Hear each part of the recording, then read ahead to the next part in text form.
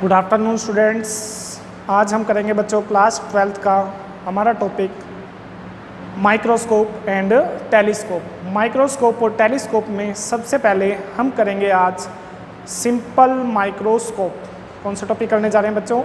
Simple microscope. ठीक है, बढ़ते हैं हमारे टॉपिक सिंपल माइक्रोस्कोप की तरफ। What is simple microscope? नाम से ही पता लग रहा है बच्चों, जो बिल्कुल सिंपल होगा और माइक्रोस्कोप का मतलब होगा जो माइक्रो ऑब्जेक्ट को देखेगा। माइक्रो ऑब्जेक्ट्स मतलब बिल्कुल टाइनी ऑब्जेक्ट। तो इसकी डेफिनेशन क्या आएगी? इट इज़ ए डिवाइस, ये एक ऐसी डिवाइस है बच्चों, या इट इज़ एन इंस्ट्रूमेंट, एक ऐसा इंस्ट्रूमेंट है which is use, it is an instrument which is used to see tiny object, which is used to see tiny object, जो बिल्कुल माइक्रो ऑब्जेक्ट हैं, छोटे छोटे ऑब्जेक्ट हैं, उनको देखने के काम आते हैं। घड़ी वाले के पास देखा होगा आपने, ऐसे करके देखता है, कन्वेक्स लेंस होते हैं, या आपने उसके पास देखा होगा, पंडित जी के पास देखा होगा, वो भी ज्योतिषी वगैरह ऐसे करके देखते हैं, टाइनी ऑब्जेक्ट को बड़ा करके दिखाते हैं। देखते हैं कैसे। ये रहा लेंस, कन्वेक्स लेंस। ठीक है, इसमें क्या किया? When object is place in between focus and lens, when object is place in between focus and lens, then its virtual image can be seen. इसकी एक वर्चुअल और इरेक्ट और एक मैग्नीफाइंग इमेज बनेगी। वर्चुअल, इरेक्ट और एक magnifying image बनेगी। ठीक है, तो हमने इसकी निकालनी पड़ेगी बच्चों मैग्नीफाइंग पावर। कैसे निकालेंगे? ये हमारा ऑब्जेक्ट है ए बी, और ये आगे हमारी image A dash B dash. मान लेते हैं जो इमेज ने जो एंगल बनाया है वो है बच्चों बीटा,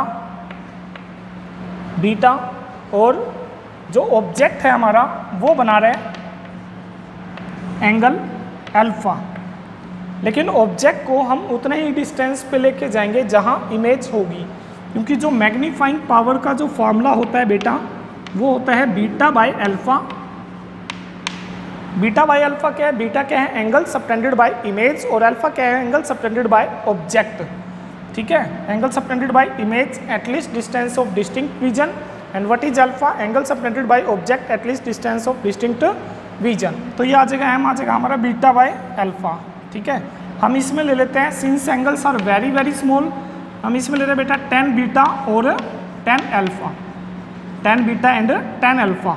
अब 10 बीटा की वैल्यू ले लो और किसकी वैल्यू ले लो? 10 अल्फा की। 10 बीटा कितना आएगा? छोटे वाली ट्रायंगल में ले रहे हैं, मान ले रहे हैं ये सेंटर है सी, तो छोटे वाली ट्रायंगल में लोगे परपेंडिकुलर बाय बेस, कितना आएगा बच्चों? A B by B C, A B by B सी।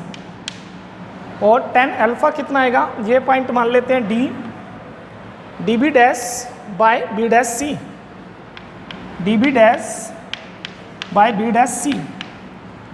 वो हमने किस में लिया? इस ट्रायंगल में, छोटे वाली ट्रायंगल में, ए बी सी में 10 बीटा, और 10 अल्फा किस में ले रहे हैं? डी बी डैश सी में।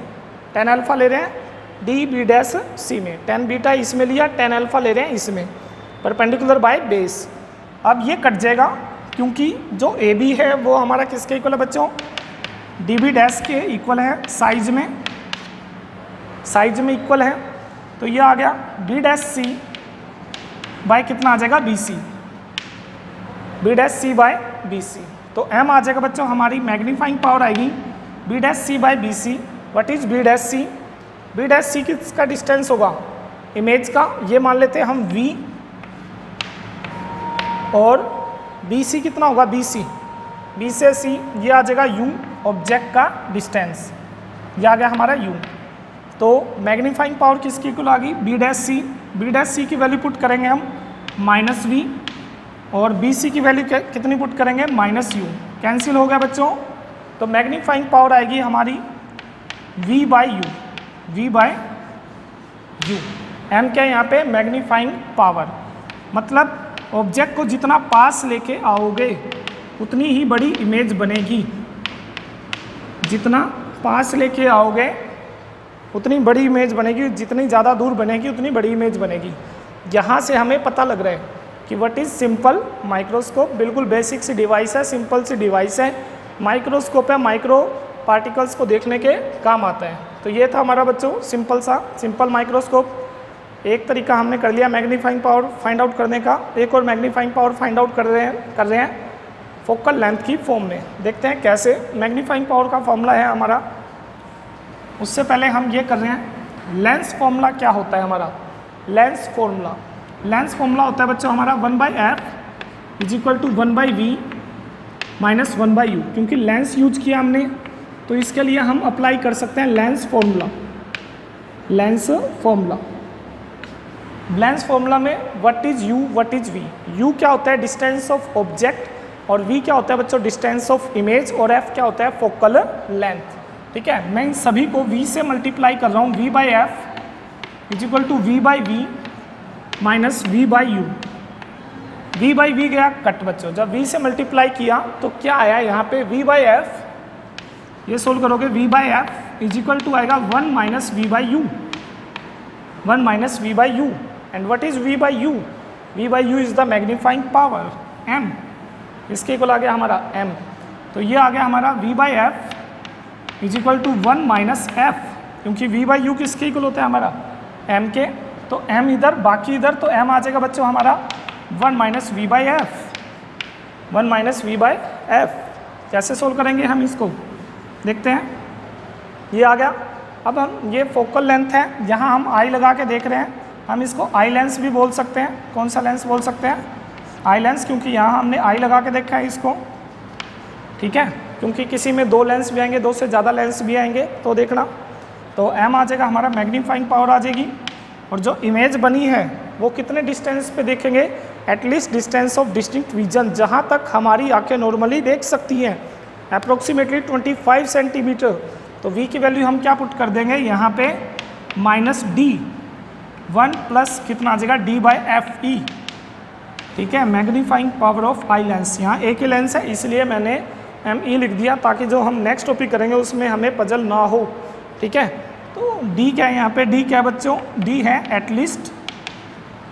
At least distance of distinct vision, at least distance of distinct vision, जहाँ तक हमारी आंखें नॉर्मली देख सकती हैं। हमारी आंखें कहाँ तक नॉर्मली देख सकती हैं बच्चों, 25 सेंटीमीटर तक, 25 सेंटीमीटर। हो गया बच्चों क्लियर। अब हम करेंगे नेक्स्ट टॉपिक हमारा कंपाउंड माइक्रोस्कोप। कंपाउंड माइक्रोस्कोप जैसा कि नाम से ही पता लग रहा है कंपाउंड होगा। क्या होगा, कंपाउंड मतलब क्या होगा, थोड़ा कॉम्प्लेक्स होगा। हालांकि इतना कॉम्प्लेक्स नहीं है जैसा कि तुम्हें नाम से पता लग रहा है बेटा, इतना कॉम्प्लेक्स नहीं होगा। कॉम्प्लेक्स का मतलब उससे ज़्यादा टिपिकल होगा जो कि हमने पहले किया, वो तो बिल्कुल ही सिंपल था। ठीक है, इसमें क्या करेंगे हम कंपाउंड माइक्रोस्कोप में देखते हैं। कंपाउंड माइक्रोस्कोप,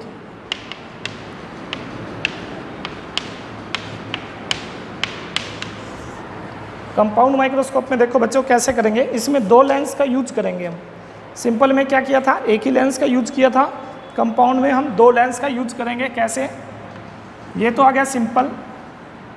ठीक है, इसको बोलेंगे ऑब्जेक्टिव लेंस। इसको ऑब्जेक्टिव लेंस क्यों बोलेंगे, क्योंकि ऑब्जेक्ट की तरफ रखा होगा इसलिए इसको ऑब्जेक्टिव लेंस बोलेंगे, या ऑब्जेक्टिव पीस रखेंगे।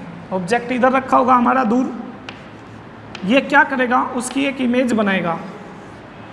मतलब इसका काम है उस इमेज को पास लेके आना, जो ऑब्जेक्ट हमसे दूर है उसकी इमेज पास लेके आना। ठीक है, और यहाँ ये क्या करेगा, दूसरा लेंस जो कि ज़्यादा बड़ा होगा, ये होगा हमारा आई लेंस। आई लेंस क्यों होगा, क्योंकि इधर से हम आंखें लगा के देखेंगे, देख रहे होंगे इधर से, तो ये कौन सा होगा, आई लेंस होगा। अब इसका अगर फोकस यहाँ है, ठीक है, ये दूसरे का है f0, ये इसकी फोकल लेंथ है बच्चों f0, और fe किसकी है, आई लेंस की।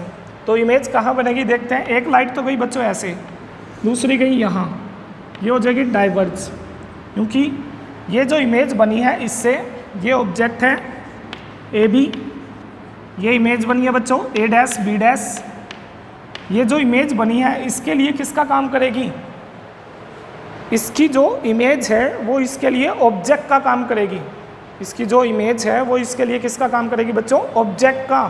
ठीक है, तो ये गई लाइट और ये पीछे की तरफ बनेगी ऐसे, ये बन गई इमेज। क्या बन गई बच्चों? इमेज। जहाँ दो लाइट ये आपस में कट करेंगी वहाँ क्या बन जाएगी? इसकी इमेज बन जाएगी। ठीक है, अब हम फाइंड आउट करते हैं मैग्नीफाइंग पावर के 2 गुना ज़्यादा बड़ा दिखाता है इमेज को, 3 गुना, 4 गुना, 5 गुना, तो कितना आएगा वो मैग्नीफाइंग पावर हम फाइंड आउट करते हैं। यहाँ से हम आई लगा के देख रहे हैं इसको।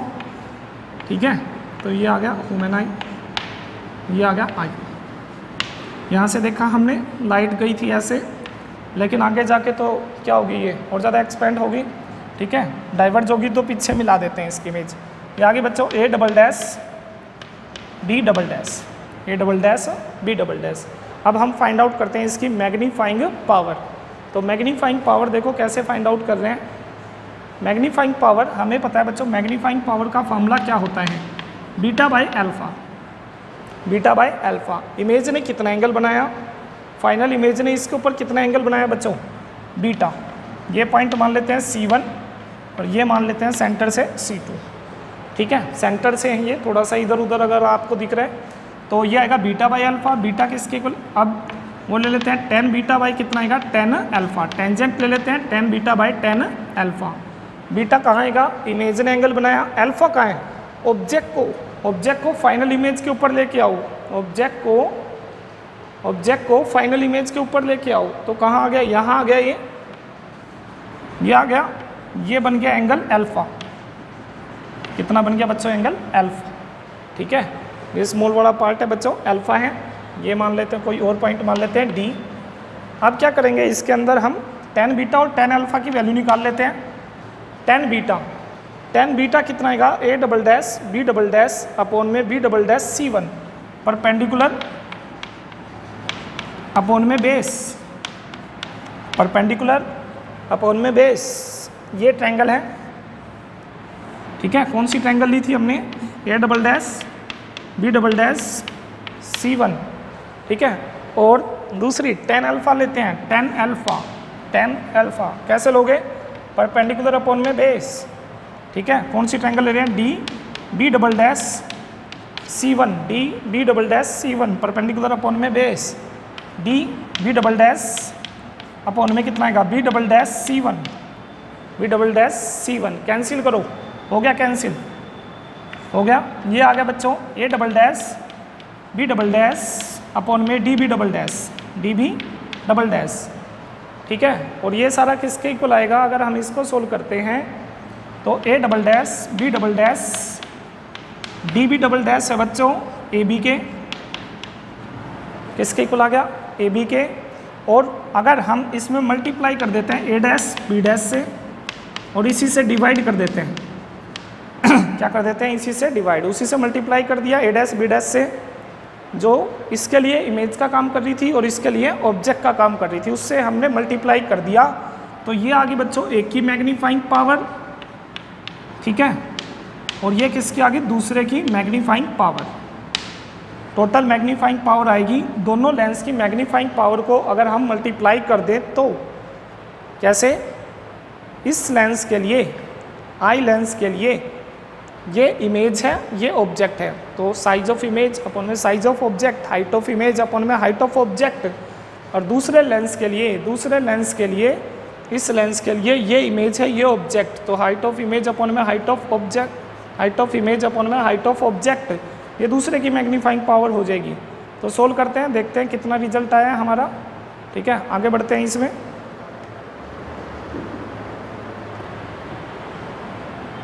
कितना आ गया बच्चों? m आ गया, ME magnifying power of eye lens. कितना था? हमने किया था ओनली आई लेंस है तो कितना आएगा? 1 + d/FE। ये था, पिछले में किया था m0।